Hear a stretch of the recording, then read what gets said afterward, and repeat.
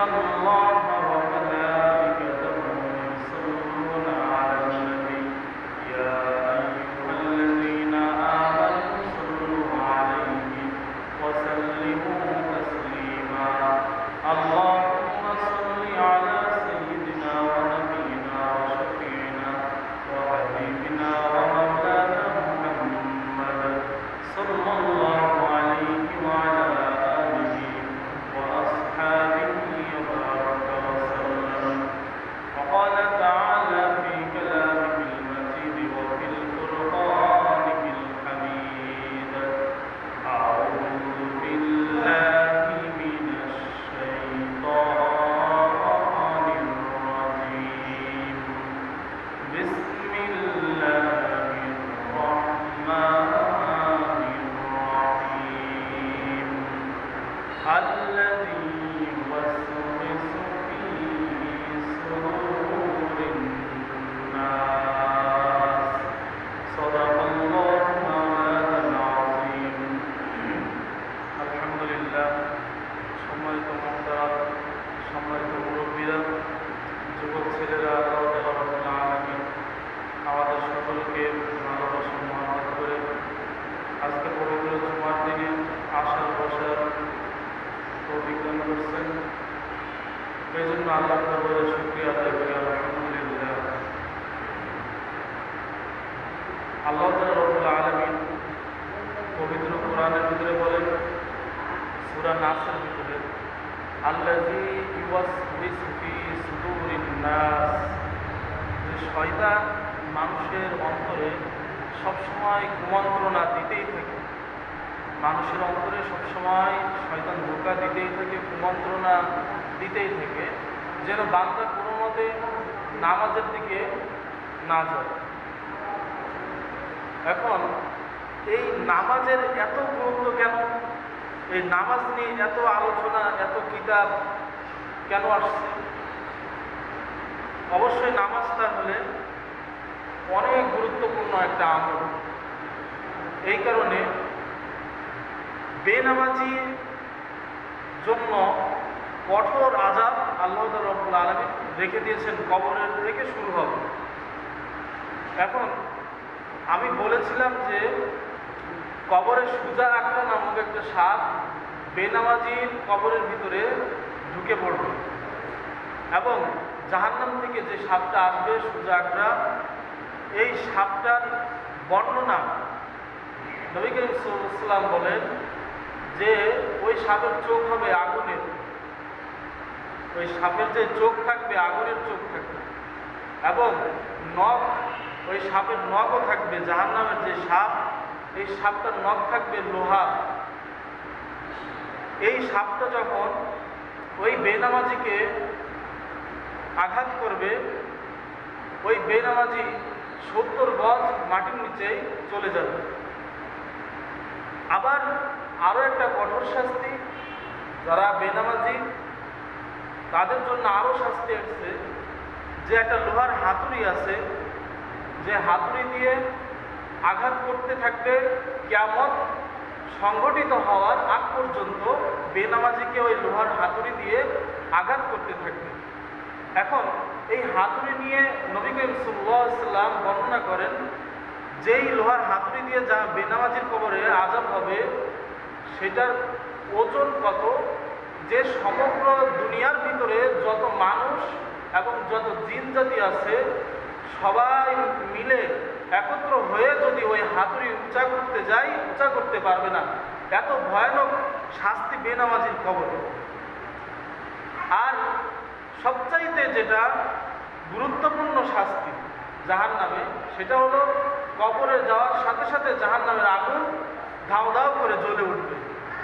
সুতরাং সম্মানিত হাজিরিন, এই নামাজ নিয়ে আমাদেরকে খুবই গুরুত্ব দিতে হবে, নামাজের বিষয়টা নিয়ে।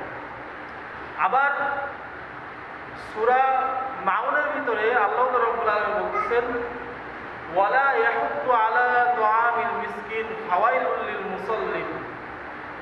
এক ধরনের মুসল্লি আছে যারা নামাজ আদায় করে, যারা নামাজ আদায় করে কিন্তু মিসকিনদেরকে, গরিবদেরকে জাকাত দেয় না, সদকা করে না, তাদের সম্পদ থেকে খরচ করে না এবং নিজে তো করেই না, আরেকজনকে উৎসাহিত দেয় না, নিষেধ করে, এই দেওয়া লাগবে না। ফাওয়াইলুল লিল মুসাল্লিন, এই ধরনের নামাজি ধ্বংস হোক, এবং এই ধরনের নামাজিদের নামাজ কবুল হবে না। সুতরাং নামাজ পড়তে হবে, পাশাপাশি সব কিছুই আমাদেরকে ঠিক রাখতে হবে, রাখার চেষ্টা করতে হবে। আল্লাহ তাআলা আমাদেরকে কবুল করুন। ইমাম গাজ্জালী রহমাতুল্লাহ আলাইহি ফাতহুল বারীর কিতাবের ভিতরে বর্ণনা করেন, নবী করিম সাল্লাল্লাহু আলাইহি ওয়াসাল্লাম তিনবার আল্লাহর কসম দিয়ে একটা হাদিস ঘোষণা করে দিলেন, আল্লাহর কসম, আল্লাহর কসম, আল্লাহর কসম, ওই ব্যক্তি কোনোদিনও মুমিন নয় যেই ব্যক্তি নিজে প্রতিবেশীর সাথে দুর্ব্যবহার করে। আল্লাহর কসম, ওই ব্যক্তি কখনো মুমিন নয়, ওই ব্যক্তির কোনো আমল কাজে লাগবে না। একজন প্রতিবেশী আর একজন প্রতিবেশীর সাথে হিংসা করে, একজন প্রতিবেশী আর একজন প্রতিবেশীকে নিয়ে গীবত করে, একজন প্রতিবেশী আর একজন প্রতিবেশীর ক্ষতি করে, একজন প্রতিবেশী আর একজন প্রতিবেশীর জুলুম করে, অত্যাচার করে। নবী করিম সাল্লাল্লাহু আলাইহি ওয়াসাল্লাম খোদার কসম দিয়ে বলে, ওই সমস্ত ব্যক্তির কোনো ইবাদত আল্লাহর দরবারে পৌঁছায় না। হযরতে জুনায়েদ বাগদাদী রাহমাতুল্লাহ আলাইহির কাছে শয়তান খুব নেক সুরাত নিয়ে ফেরেশতা রূপে আসলেন। ফেরেশতা রূপে এসে জুনায়েদ বাগদাদী রাহমাতুল্লাহ আলাইহিকে সালাম দিলেন। সালাম দেওয়ার পর জুনায়েদ বাগদাদী রাহমাতুল্লাহ আলাইহি একজন নেককার আল্লাহর ওলি ছিলেন, আল্লাহর বন্ধু ছিলেন। জুনায়েদ বাগদাদী রাহমাতুল্লাহ আলাইহি তার কাশফের অন্তর্চোখ থেকে তিনি বুঝতে পারছেন যে যে লোকটা এখন এসে আমাকে সালাম দিল, এই লোকটা নেককার লোক না, এই লোকটা হচ্ছে ইবলিস, শয়তান। নিশ্চয় আমাকে কুমন্ত্রণা দেওয়ার জন্য আসছে কোনো ব্যাপারে। এবার জুনায়েদ বাগদাদী রাহমাতুল্লাহ আলাইহি বলতেছেন, তুমি এখান থেকে এক পাও নড়বা না, তুমি যেখানে যে অবস্থায় বসে আছো এই অবস্থায় থাকবে। আমি জানি তুমি ইবলিস, শয়তান, তুমি নেককার রূপে এসে আমাকে কুমন্ত্রণা দেওয়ার জন্য তুমি আসছো। এবার শয়তান ভয়ে চুপ করে বসে থাকলো। জুনায়েদ বাগদাদী রাহমাতুল্লাহ আলাইহি বলতেছেন, আমি এখন তোমাকে যেই প্রশ্ন করব, এই প্রশ্নের উত্তর না দেওয়া পর্যন্ত এখান থেকে যাইতে পারবে না। জুনায়েদ বাগদাদী রাহমাতুল্লাহ আলাইহি এই কথা বলার পর শয়তান বলতেছেন, কি প্রশ্ন করবেন বলুন। এবার জুনায়েদ বাগদাদী রাহমাতুল্লাহ আলাইহি তিনি শয়তানের কাছ থেকে জানার জন্য এই মান্তিক, এই বুদ্ধিটা তিনি বাহির করছেন, যে শয়তানকে বলতেছেন, আমি আজকে থেকে তোমার উপাসনা করব। জুনায়েদ বাগদাদী রাহমাতুল্লাহ বলতেছেন, শয়তানকে আজকে থেকে আমি তোমার গোলাম হয়ে যাব, তোমার উপাসনা করব। কিন্তু তোমার উপাসনা করতে গেলে, তোমার প্রিয় পাত্র হতে গেলে, তোমার প্রিয় বন্ধু হতে গেলে আমার কয়টি কাজ করা লাগবে, সেই কয়টি পয়েন্ট আমাকে জানিয়ে দাও। এবার জুনায়েদ বাগদাদী রাহমাতুল্লাহ আলাইহি এই প্রশ্ন করার পর ইবলিস বলতেছেন, সত্যিই তো তুমি আমার বন্ধু হয়ে যাবা, আর কোনোদিনও তুমি আল্লাহর পথে থাকবে না। তা বলতেছেন, হ্যাঁ আমি তোমাকে সত্যি কথা বলতেছি, তোমার প্রিয় বন্ধু হতে গেলে কি কি কাজ করা লাগবে আমাকে জানায় দাও। এবার শয়তান বলতেছেন, এক নম্বর কাজ ভালো করে জেনে রাখো জুনায়েদ, এই কাজটা হলো তুমি নামাজের, এক ওয়াক্ত নামাজের আশেপাশেও তুমি যাবা না। মসজিদ দেখলে মসজিদের পাশ থেকে দ্রুত সরে যাবা। তুমি কোনো সময় এক ওয়াক্ত নামাজও তুমি এই দুনিয়ার জমিনে যেই কয়দিন বেঁচে থাকবা, এক ওয়াক্ত নামাজ যেন তুমি পড়বা না, তাহলে তুমি আমার প্রিয় পাত্র হয়ে যাবা। জুনায়েদ বাগদাদী রাহমাতুল্লাহ মনে মনে ভাবতেছেন, দেখি আর কি কি। এবারে জিজ্ঞাসা করলেন, আর কি কাজ আছে যেই কাজ করলে আমি তোমার প্রিয় পাত্র হতে পারবো? তখন শয়তান বলতেছেন, দ্বিতীয় নম্বর কাজটা হলো কথায় কথায় মিথ্যা কথা বলবা। তুমি জীবনে যে কয়দিন বেঁচে থাকবা একটা সত্য কথাও তুমি বলবা না, সবসময় মিথ্যা কথা বলতে থাকবা। জুনায়েদ বাগদাদী রহমাতুল্লাহ বলতেছেন, আর কি? তৃতীয় নম্বরটা বললেন, সবচাইতে বেশি জিনার উপর, ব্যভিচারের উপর তুমি লিপ্ত থাকবা। বেশি বেশি করে জিনা করবা, বেশি বেশি করে ব্যভিচার করবা। এই তিনটা কাজ যদি তুমি জুনায়েদ করতে পারো তাহলে আমি শয়তানের প্রিয় পাত্র হইতে পারবা। বলেন নাউজুবিল্লাহ। তখন জুনায়েদ বাগদাদী রহমাতুল্লাহ আলাইহি একটা থাপ্পড় মেরে দিলেন।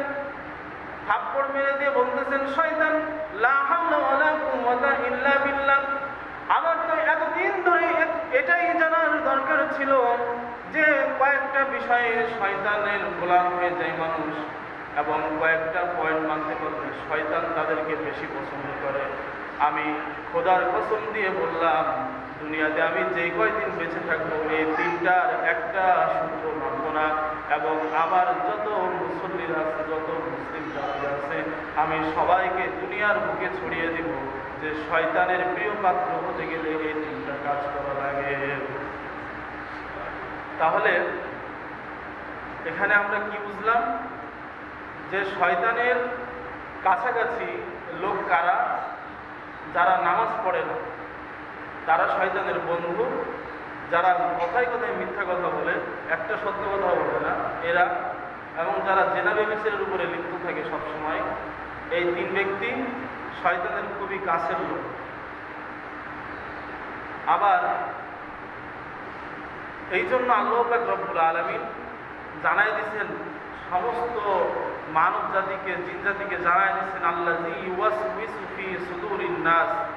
শয়তান তোমাদেরকে সবসময় কুমন্ত্রণা দিতে থাকবে। আল্লাহ তাআলা সতর্ক করে দিয়েছেন। প্রত্যেকটা বিষয়ে আল্লাহ রব্বুল আলামিন কোরআনের ভিতরে সতর্ক করে দিয়ে